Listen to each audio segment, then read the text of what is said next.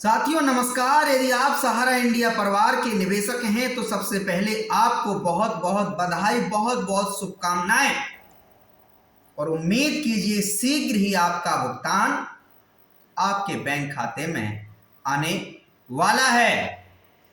साथियों आज supreme court में सुनवाई हुई और सेबी के सहारा सेबी रिफंड अकाउंट में पड़े हुए 5,000 करोड़ रुपए निकालने की अनुमति प्रदान माननीय सुप्रीम कोर्ट ने दी है। साथियों यहां एक बात को मेंशन करना बहुत जरूरी हो जाता है। माननीय सुप्रीम कोर्ट ने आज भारत सरकार पर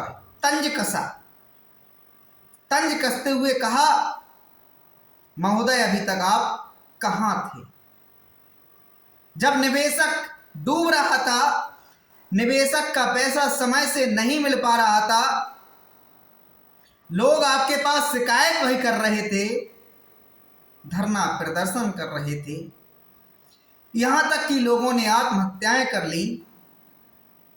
फिर ऐसा क्या कारण रहा कि भारत सरकार को सुप्रीम कोर्ट पहुंचने में इतनी देर हो गई? साथियों सुप्रीम कोर्ट ने जो तंज किया उससे सरकार को मंथन करना चाहिए, आत्ममंथन करना चाहिए कि सरकार का उद्देश्य क्या होना चाहिए। जिनके पास पावर होता है, जिनके पास अधिकार होता है, उनको अपने पदों का, कर्तव्यों का पालन करना चाहिए और शीघ्रता से पालन करना चाहिए, अनुशासन में रहकर पालन करना चाहिए, ना कि पद पर बैठकर लापरवाही करना चाहिए। क्योंकि जब आपको कोई पद, खासकर के सरकार का पद दिया जाता है तो आपके पास बहुत बड़ी जिम्मेदारियां होती हैं। तो सेबी और सहारा विवाद में हमने लगातार कहा है कि निवेशक जिस दिन अपनी एक सुर में आवाज उठाना प्रारंभ कर देगा उस दिन सरकार भुगतान की प्रक्रिया प्रारंभ कर देगी। साथियों सबसे पहले आप लोगों को बता दूं कि आपका भुगतान जो 5,000 करोड़ रुपए सहारा सेबी रिफंड अकाउंट से रिलीज होने की आज बात आई है, उसमें सबसे पहले सहारा के छोटे निवेशकों को भुगतान करने की बात सामने आई और इस भुगतान को 6 महीने में अंदर करने की भी बात सामने आई। मोटा मोटी जो चीजें हैं वो आप लोग समझ लीजिए। यदि आपने सेंट्रल रजिस्ट्रार को शिकायत नहीं भेज रखी थी तो आगे भी आपको अवसर मिलेगा भेजने का, और जैसे गाइडलाइन आगे आएगी हम आपको अपने YouTube चैनल के माध्यम से बताएंगे, अवगत कराएंगे कि सहारा और सेबी और सेंट्रल रजिस्ट्रार किस तरीके से आप लोगों के भुगतान को करते हैं। लेकिन मेरा यह मानना है कि बिना सहारा की सलाह के या बिना सहारा को आमंत्रण दिए सेंट्रल रजिस्ट्रार और सेबी भारत सरकार भुगतान नहीं कर सकती, क्योंकि दावों के सत्यापन के लिए इन सोसाइटियों की जरूरत पड़ेगी। उनसे मान लीजिए किसी निवेशक ने अपना दावा सरकार के पास भेजा तो वो दावा सही है, वो सर्टिफिकेट ओरिजिनल है, सत्य है, उसका कभी पूर्व में भुगतान तो सहारा के द्वारा नहीं मिल गया, ये सारी बातें आएंगी। तो इसके लिए सहारा अपने डाटा को चेक करेगा और बताएगा कि हाँ ये सर्टिफिकेट का भुगतान किया जाना चाहिए, या इसका समय अवधि पूरा हो गया है, या इसमें इतना पैसा जमा है, इतना पैसा मिलना चाहिए। तो ये सारी इंफॉर्मेशन तो बिना सहारा की साथ बैठकर नहीं मिल सकती हैं। हालांकि अभी ऑर्डर अपलोड नहीं हुआ है, आगे कपिल सिब्बल जो सहारा के वकील हैं वो भी अपनी दलील रखने वाले हैं, लेकिन आप खुश हो सकते हैं, तनाव को थोड़ा साइड में रख सकते हैं, दूर रख सकते हैं। आप हृदय में ही अपने आप जिस ब्रह्म को मानते हैं, जिस ईश्वर में विश्वास रखते हैं, उसको धन्यवाद दे सकते हैं कि हमारे नेताओं को, हमारी सरकार को, हमारे अधिकारियों को भगवान ने कुछ सद्बुद्धि दी, जिससे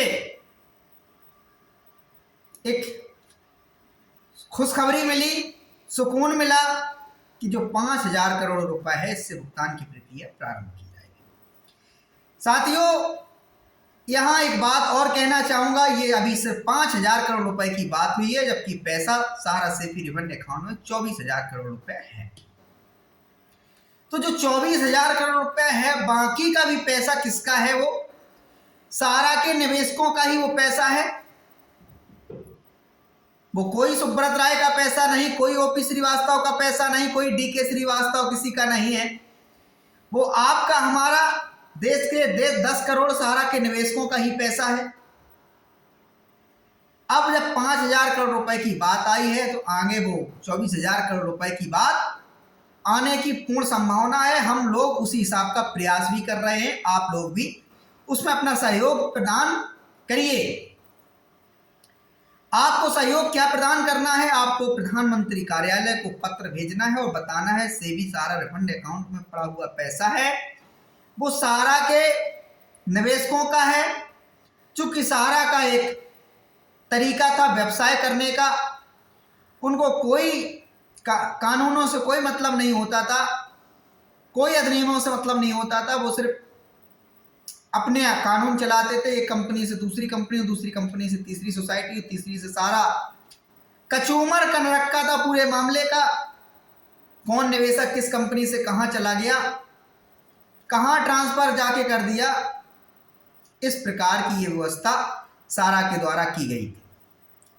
तो सहारा का सारा पैसा हमें लगता है जो सेबी के पास है वो आपको मिलने वाला है। इसके अलावा जो पत्राचार करना है वो तो हमने आपको बता ही दिया। प्रधानमंत्री कार्यालय का आप पता गूगल के माध्यम से निकाल लें।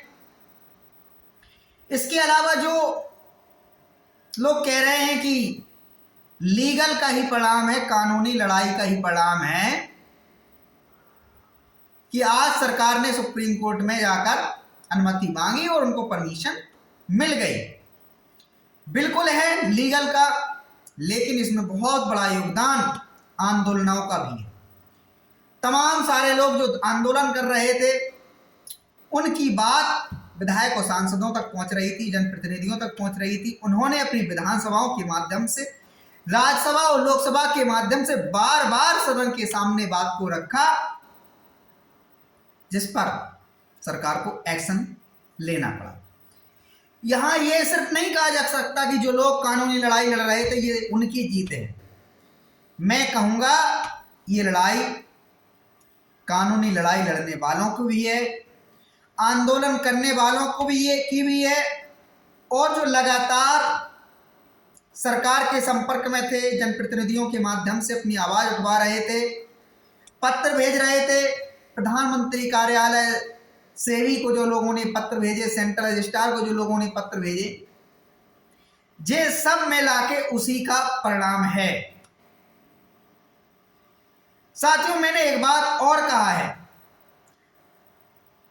इस मामले में हो सकता है जो सहारा के लोग हों, जो आज सहारा को, आज भी जिन लोगों को लगता है सहारा बहुत बढ़िया कंपनी है, सहारा के द्वारा कुछ गलत नहीं किया गया, इसमें सारा करा धराया सेबी का है, मैं उन लोगों से भी आज कहना चाहता हूं कि आप लोग अपनी क्रेडिट लेने का प्रयास नहीं करना।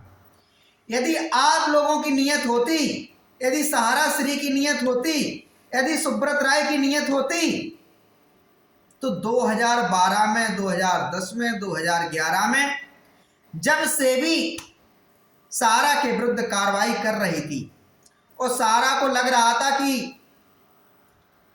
कि सेबी के द्वारा की जा रही कार्रवाइयां ठीक नहीं है, अनुचित नहीं है, यदि सेबी को लगता है कि नहीं हमारी जो सहारा रियल एस्टेट हाउस और सहारा हाउसिंग कॉरपोरेशन है वो सेबी के अधीन आती है, तो सेबी हम पे एक जुर्माना लगा दे और पेनाल्टी लगा दे, तो उस टाइम सहारा के पास करोड़ों देश के निवेशकों की संवेदनाएं थी, सहानुभूतियां थी। निवेशक कदम से कदम मिलाकर सहारा श्री के साथ और सहारा इंडिया परिवार के साथ खड़ा हो जाता। तमाम सारे एजेंटों ने, जब सेबी से विवाद हुआ, लगातार जब सहारा प्रमुख को जेल में भेजा गया, इस बीच तमाम सारे सहारा के कार्यकर्ताओं ने जब उनको मीटिंग्स में बुलाया गया, सुझाव दिया कि सहारा श्री को, सहारा इंडिया परिवार को यदि निवेशकों की चिंता है, निवेशकों का हित चाहते हैं, तो सारे निवेशकों से और एजेंटों से आह्वान करें और एक आंदोलन की भूमिका में आए, जिससे सेबी पे दबाव बने और जो सेबी अनुचित मांगे कर रहा है सुप्रीम कोर्ट में जाकर, वो नहीं कर सके, वो नहीं कर सके। लेकिन वहां बात सहारा की समझ में नहीं आई और परिणाम हुआ आप लोगों के सामने ही है कि सहारा मरणासन स्थिति में पहुंच गई, 15 लाख लोग बेरोजगार हो गए। हालांकि आप जब भी हमारे वीडियो को देखेंगे और बड़ी गहराई से विश्लेषण करेंगे कि सहारा इंडिया परिवार क्या था, कितने लोगों को यहाँ रोजगार मिलता था, क्या व्यवस्था थी भुगतान की, कैसे लोग निवेशक इस संस्थान से, इस परिवार से, इस कंपनी से, इस संस्था से जुड़ते चले गए, तो आप इस नतीजे पे पहुंचेंगे। सहारा प्रत्येक मामले में गलत नहीं थी, यहां बहुत सारी गलतियां हमारी भारत सरकार की, सेबी की रही हैं। सेबी की जिद और सुब्रत राय का ईगो भारी पड़ गया और सहारा इंडिया परिवार डूब गया। सुब्रत राय की हठधर्मता, जिस प्रकार से सहारा ने, सुब्रत राय ने अपनी मीटिंग्स में कहा सेबी को ये कर देंगे, सेबी को रगड़ देंगे, सेबी माफी मांगेगा, दुनिया देखेगी, हमने कुछ गलत नहीं किया, हमने रजिस्टर, हमने आरओसी से लाइसेंस लिए रखा है, सेबी जबरदस्ती यहाँ पे दखलंदाजी कर रहा है। और जिस प्रकार से वहां ईगो दिखाया गया सुब्रत राय के द्वारा और सहारा इंडिया परिवार के द्वारा, और बाद में उस ईगो का जवाब ईगो से सेबी ने दिया, सरकार ने दिया। सरकार ने भी बिल्कुल रगड़ के फेंक दिया, लेकिन उसका प्रभाव सुब्रत राय पर क्या पड़ा? कुछ नहीं पड़ा, क्योंकि जो व्यक्ति नमकीन बिस्कुट का कारोबार करता था, मोटरसाइकिल स्कूटर पे बेचकर गली गली बेचता था, वो व्यक्ति आली सामान शान महलों में आज भी रह रहा है। जेल गया तो लग्जरी लाइफ थी, कंप्यूटर से लेके लैपटॉप से लेके सारी व्यवस्थाएं अंदर हुआ करती थी जेल के, सारे बाहरी लोगों से मिलना और जुलना भी रहता था। जेलों में रह रहे उन जो कैदी हैं उनसे अलग ही उनकी एक सेल थी।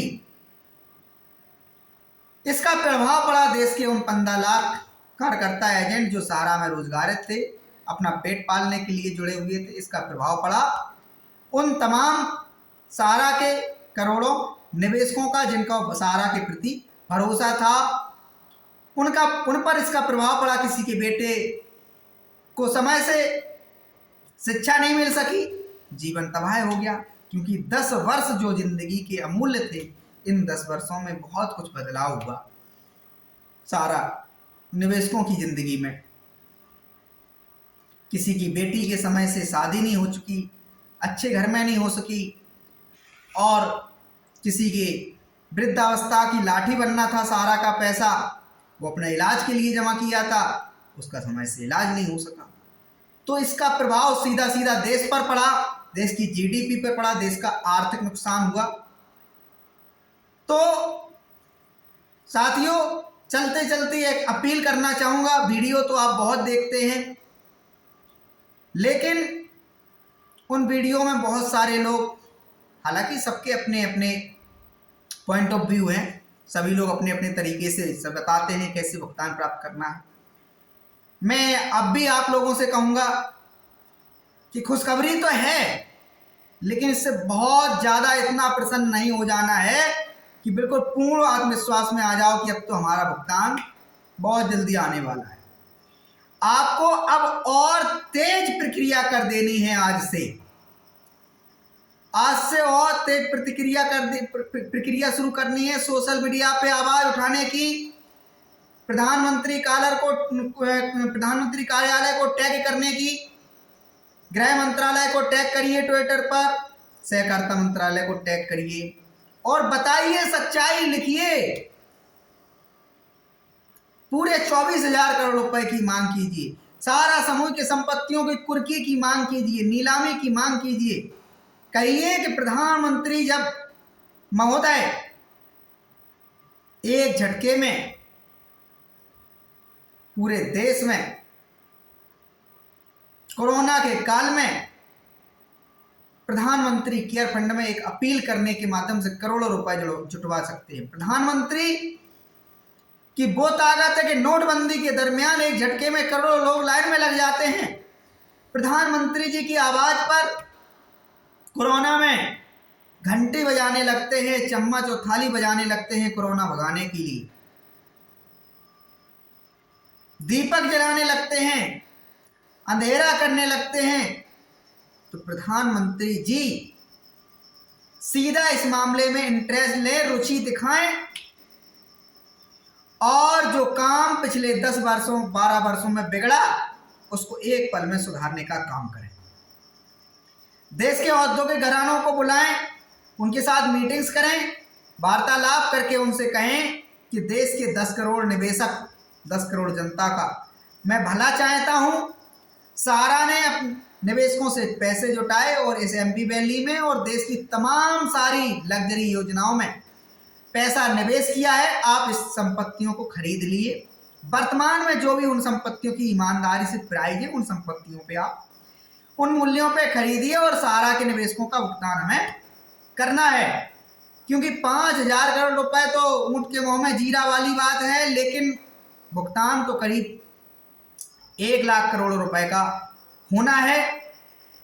86,000 करोड़ रुपया तो केवल सोसाइटियों में बकाया है, जमा किया है। ये मूलधन है, कोई ब्याज याज नहीं है इसमें। इसके अलावा 86,000 करोड़ रुपए के अलावा क्यू शॉप में है और कुछ रियल एस्टेट और हाउसिंग में थोड़ा बहुत कुछ मात्रा में रह गया है। सारा फाइनेंशियल में भी कुछ मात्रा में है लोगों का पैसा।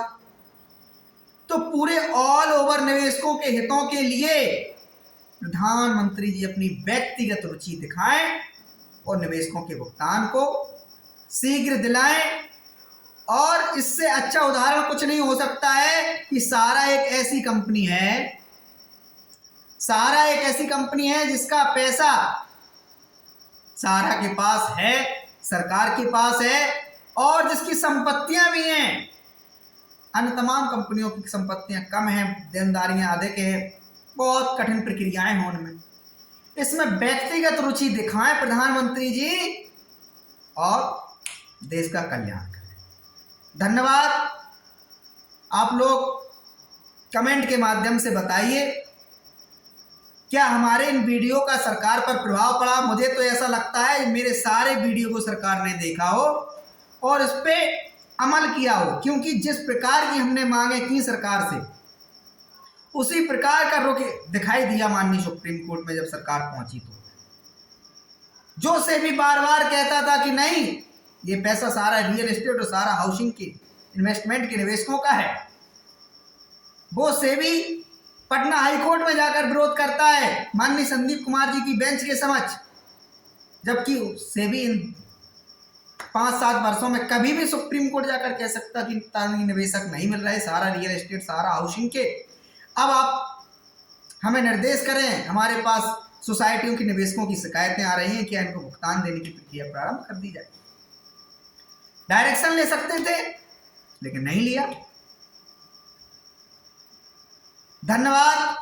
आपकी लड़ाई की आज विजय होना प्रारंभ हुई। पहला किला सहारा के निवेशकों ने आज फतेह कर दिया है। अभी बहुत लड़ाई को लड़ना है, तो इसलिए हताश नहीं होना है, हारना नहीं है। और मैं तो कहूंगा कि सहारा इंडिया परिवार को चलाइए जिससे लोगों का रोजगार नहीं डूबे, सारा इंडिया परिवार को LIC की तरह, भारतीय डाकघर की तरह, रेलवे की तरह अपने अधिकृत कीजिए। इस पे कोई एक नया एक्ट लाके नियंत्रण बनाइए। और जिन लोगों ने तमाम नियमों की पालना नहीं की, सहारा के डायरेक्टरों ने, सहारा के चेयरमैन ने, उन पर जो भी सजाएं बनती हों, जो भी पेनल्टी बनती हो, उन पर लगाइए। भाई अच्छी खासी कंपनी है, व्यवस्था बनी हुई है, लाखों लोगों का रोजगार चल रहा था, वो लोग तबाह हो गए हैं। तो यदि सरकार को लगता है कि नहीं कंपनी को चलना है, तो अपने अंडर में लेकर इसको संचालित कराइए। क्योंकि अब सुब्रत राय और सहारा श्री पर तो भरोसा इसलिए नहीं किया जा सकता है क्योंकि उन्होंने न सिर्फ सरकार के साथ धोखा किया, देश के करोड़ों लोगों के साथ धोखा किया। ठीक है, उनकी तमाम महानता की कहानी भरी हुई है, लेकिन इसका मतलब ये नहीं होता है मुंह में राम बगल में छुरी लेकर आप चलें। ये कैसे हो सकता है? मुंह में भी राम होना चाहिए और मस्तिष्क में भी राम होना चाहिए। हमारा तो यही मानना है। सहारा श्री ने तमाम सारे सामाजिक कार्यों में हिस्सा लिया, लेकिन वो पूंजी किसकी थी? निवेशकों की थी। सहारा की बात जब आप करेंगे, देश में सर्च करेंगे गूगल पे डालकर देश की टॉप सबसे बड़ी शादियां, तो सहारा के बेटों की, सुब्रत राय के बेटों की शादियां आ जाएंगी। तो जो पैसा खर्च किया गया था, वो किसका पैसा खर्च किया गया था? क्या सहारा इंडिया परिवार के कार्यकर्ताओं, निवेशकों का वो पैसा नहीं था? सहारा श्री स्वयं कहते हैं हमारे पास कोई संपत्ति नहीं है, 2-4 कमरों का मकान, फ्लैट है, 5-6-10 करोड़ रुपए की संपत्ति है। जब आप पे 5-10 करोड़ रुपए की संपत्ति है, तो आप 500 करोड़ रुपए की शादी किस प्रकार से कर लिए भैया? कैसे कर लिए? महीनों तक फंक्शन कैसे चलता रहा था लखनऊ में?